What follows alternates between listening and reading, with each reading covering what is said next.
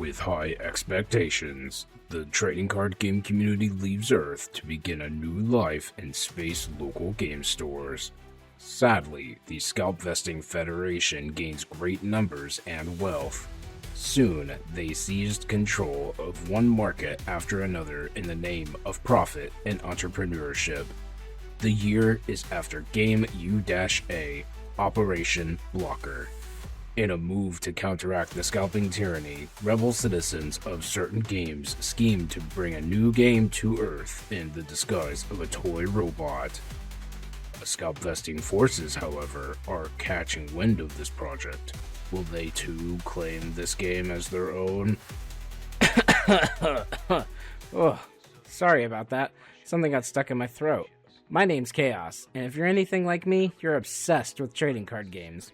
But in the era of scalpers and a new TCG coming out woodwork every month, it can be hard to decide which ones are worth playing. That is where I come in. Welcome to Reaper Reviews. On today's episode, we look at a more recent addition to the trading card game space, the Gundam trading card game. From the Die Guys to the Divine, card games as early as Yu-Gi-Oh! Have paid homage to Gundam and their patented big fighting robot trope for a while now. So it's only natural that the inspiration behind so many archetypes in card games should get its own piece of the action, right? The Gundam universe is massive after all, and branches a bunch of different alternate universes and realities. That is prime real estate for creating a long-standing trading card game, especially in the card game boom of recent years. And while yes, this is not technically Gundam's first attempt at this, it doesn't change the fact that Bandai can cash in on it. Personally, I don't have much insight or experience with the Gundam series. I think I've watched maybe 1 or 2 episodes in total. There are certain Gunpla kits that I wouldn't mind owning, but that is a hobby that takes time and money that I don't have. Anyways, back to the game at hand. The Gundam trading card game is Bandai's latest chapter in their trading card game endeavors. The game is currently teasing its 3rd booster set, so we are looking at a very new trading card game. Bandai had ran a beta test period to see how well the game did before launch, and starting in December of 2024, select stores around the world were given a limited amount of product for special release events. This beta test lasted about 6 months before the official release of July 2025. Let's take a look at the game itself before getting into the finer details. There are 4 major card types in the Gundam trading card game, the first being units, which are the mechas themselves. Each unit has an attack point and health point value. Units in Gundam have summoning sickness, so they cannot attack on the first turn they are deployed. That is, unless you have them linked with the pilot listed on the bottom of their card. Speaking of, pilots are cards that cannot be played by themselves and must be paired or linked to a unit card. Pilots have AP and HP boosts, and as well as abilities when paired or linked to a unit. The difference between pairing a pilot and linking a pilot is that any pilot can be paired to any Gundam, but not every pilot can be linked to a specific Gundam.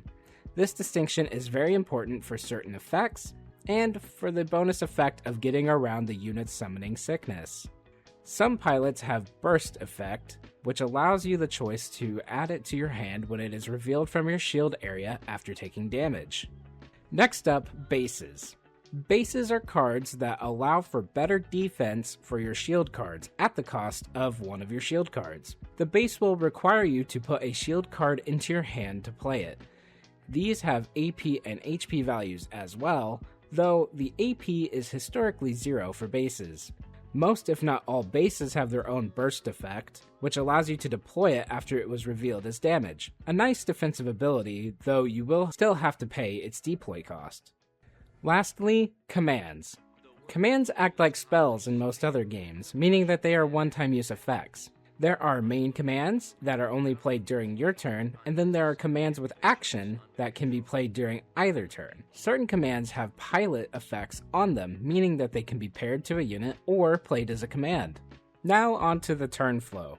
The turn structure of Gundam is pretty basic. The upkeep step is for refreshing all of your cards, the resource step is for upping your resource count, and then you have the draw step and free action phase. During said free action phase, you can deploy units, pilots, and bases, play commands, activate active abilities, or attack, all of which in any order. Then, once you have nothing left to do, play passes to the opponent. Every card in Gundam has a level and a cost value on them. To play the card, the level of the card must be equal to or less than the number of cards in your resource area. The number of cards in your resource area is your level. Just rest the right number of resources to pay the cost of the card. Every deck contains units, pilots, bases, and commands, but only up to 50 total cards and 4 copies of each unique card number. This is because some of the Gundams have several different versions and the same name. You can have as many or as few of any of these cards so long as your deck total remains 50 cards. Your deck can contain up to 2 different colors of cards. There are 5 as of writing this script: blue, white, red, green, and purple. The OG trading card game for Gundam featured 7 colors, so it's very possible that we get a few more, and considering Bandai's other games have about 6 colors, I would argue at least 1 more color is guaranteed. Your resource deck cannot contain more than 10 resource cards. Each player draws a 5-card hand to start and is allowed 1 mulligan. I like Gundam's mulligan in that you put your hand on the bottom of the deck and draw a new hand before shuffling the deck. I think that this should be the standard for trading card games nowadays, but anyways.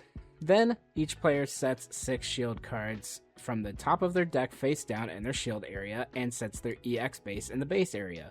Then finally, the player going second starts with an EX resource, which is a bonus resource that exiles itself when used. And then the game begins, with the first turn player drawing a card. The goal of the game is to destroy all of your opponent's shields and then hit them one more time. The Gundam trading card game is laid out very similarly to Bandai's other current titles such as One Piece or Dragon Ball Super. The color system, the victory condition, the resource system, and it even uses the shared keyword blocker with One Piece. Even with the seemingly major differences such as linking units and pilots together, it still feels very generic. Chances are that if you've played a Bandai game before already, you'll pick up on this one painfully quickly. Now we take a look at the diversity of products for the game and their availability. When it comes to accessibility in trading card games in the year 2025, it is hard to say that there's a fair amount available at MSRP. Luckily, it seems that most places are selling booster boxes around MSRP, and starter decks are unfortunately double MSRP at some local game stores, as well as TCG Player. It would seem that singles remain the king of trading card games, and Gundam is no different. Something fun about the Gundam trading card game was that they released a wave of starter decks that included Gunpla kits, aka the Gundam model kits, of 3 of the Gundams present in that said starter deck. These assemble sets were really hyped up amongst casual Gundam fans and TCG fans alike, and I've got to say it was one of the most unique trading card game products that I've seen in a while. And in recent news, we see that they will continue to release assemble sets, but not with the start decks themselves. These new assemble sets will include a bonus pack, the miniature Gunpla, and 14 alternate art cards. And at a $40 price point, I think this is a fantastic product for those who want to build Gunpla and up the rarity of their decks, or pick up any potential staples included in the alternate art reprints. Other than the actual cards themselves, Bandai has been releasing a bunch of official character sleeves and deck boxes like with their other titles. Alongside of their first Gundam set, they released official themed dice to use as damage counters, which are handy since damage to units is permanent, but sadly they are more pricey than just a regular set of 6-sided dice. Like with their other titles, Bandai also has premium accessory sets available for pre-order. These contain alternate art cards, a deck box, a card box, sleeves, and a playmat. A decent pickup for devoted fans of both the show and the card game. As far as Gundam goes, looking back at some of the most recent results puts your competitive averages at about 2.3 billion Earth Federation dollars for the higher tier decks, which translates to about $130 USD. Casual players will be happy to know that just getting your hands on one starter deck is enough to have a decent time playing the game, but if you grab 2 different ones, it gives you the option to experiment with multiple colors. Speaking of Gila though, everyone likes a little bling, and trading card games have rarely been short of it. In the Gundam trading card game, there are common, uncommon, rare, and legendary rarities.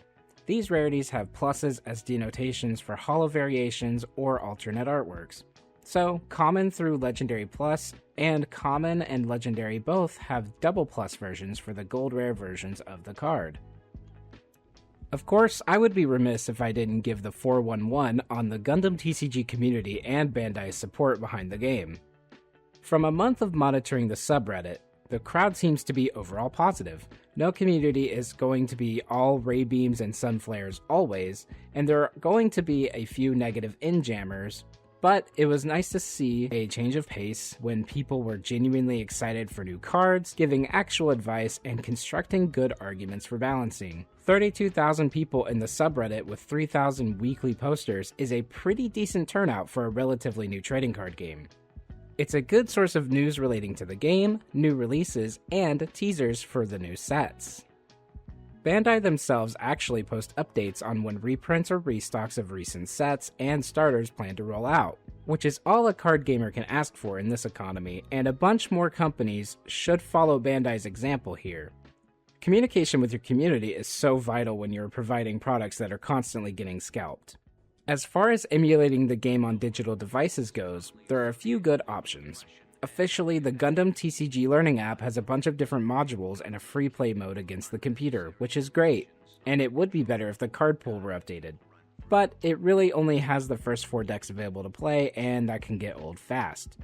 Unofficial emulation, however, you can always get Tabletop Simulator on Steam, which I always highly recommend for any board gamer or trading card game player who wants to emulate any tabletop game of any kind.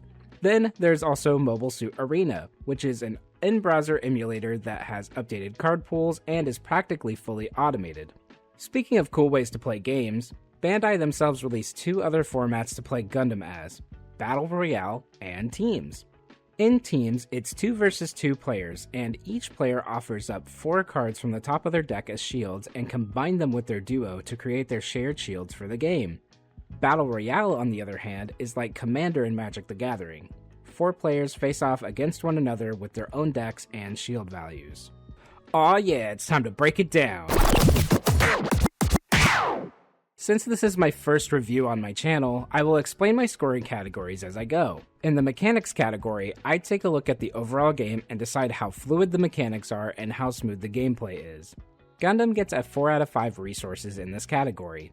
I feel like Bandai has a solid formula over what a card game should function like. Video on this later. But a little more individuality IP to IP would be nice.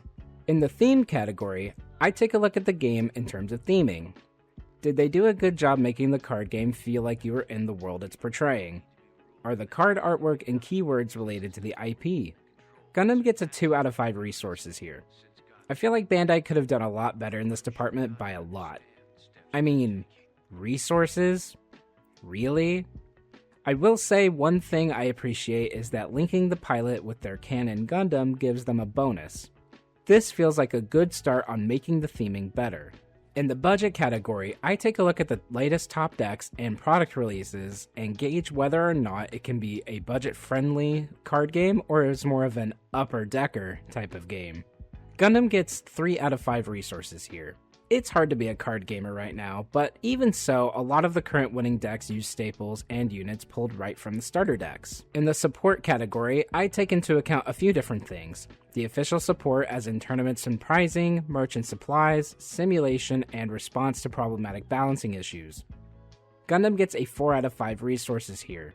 The Gundam Learning app is a very well built and inclusive app. No official emulation yet, but the Gundam community is way less toxic than most trading card game communities. Also, Bandai had the whole beta test thing going for it, which was unique and a nice way to get good feedback, which tells me that Bandai cares somewhat. And lastly, in the individuality category, I compare the game's core mechanics and game flow with other games to see if it feels like a knockoff or is mimicking heavily from others. Gundam gets 1 out of 5 resources here. My biggest gripe with the individuality of this game, or lack thereof, is that it feels like it borrowed One Piece's homework and changed it a little bit to make it look like they did something different. And I will never, ever let go of the fact that the resource system is literally called resources. So, in conclusion, I think that the Gundam trading card game is pretty bland. If you're looking for a new card game to play and aren't super invested in Gundam as an intellectual property, you are better off looking to some other game to fill that void than this recolor of One Piece. If you are a Gundam fan, I would recommend this game to you, with the caveat of playing it for the fact that it's Gundam and not that it's a great card game. You might get a real kick out of the card game as you get to see all of your favorite series and play with your favorite mechs. It is also a good activity to do with fellow Gundam friends and to make new ones. Before we close out any review on this channel, I like to recommend a snack to pair with your gaming experience so that you associate playing the game with good flavors. Today's pairing is Haichu. Just like with Gundam, there are a multitude of great flavors, and it's fun to eat. It also kind of looks like futuristic candy. My favorite flavor is the green grape ones. Let me know what your favorite flavor is in the comments. Thanks for watching my first Reaper review. Here's something you disagreed with? Let me know in the comments. Drop a like if I helped you decide whether or not you plan to play the Gundam trading card game. And lastly, don't forget to subscribe and wing that bell to get notified whenever I post a new review. See you next time, players!